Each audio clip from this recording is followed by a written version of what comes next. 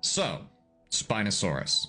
With the release of the new Walking with Dinosaurs trailer and it having an episode all about Spinosaurus, I thought we'd go over the parts of this animal that are still being debated.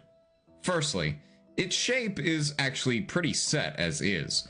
We have parts of Spinosaurus belonging to almost every major part of its body except for its arms. Note that I said every major part. That does not mean we have every bone in its skeleton, though that would be awesome. Even without the front limbs of Spino, however, we know it likely had large, muscular arms, as that seems to be the case for all other Spinosaurids. So what is still debated about this animal? Mostly, its lifestyle. There are four main theories on its lifestyle. The first two are direct opposites of each other, which I call sink and float. The sink theory states that the dense bones led Spinosaurus to sink to the bottom of rivers, like hippos. The float theory states that the overall body structure of Spinosaurus would have led to high buoyancy. Then there's the theory I call the heron from hell. This theory states that rather than jumping into water and swimming for its prey, Spinosaurus stayed closer to the shoreline and dipped its snout into the water and waited for something large to swim by.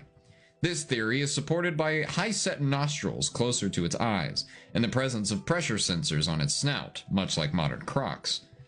The last idea is the underwater pursuit predator theory.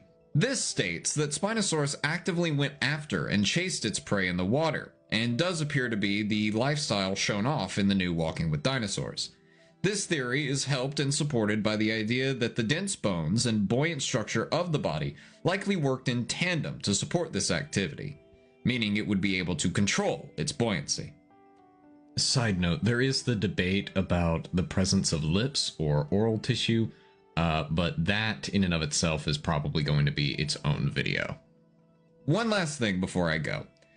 I'm mostly a Tyrannosaur guy and specialize with that family, so I'm not super knowledgeable about Spinosaurus to an in-depth degree. So don't take this as me supporting one theory over another.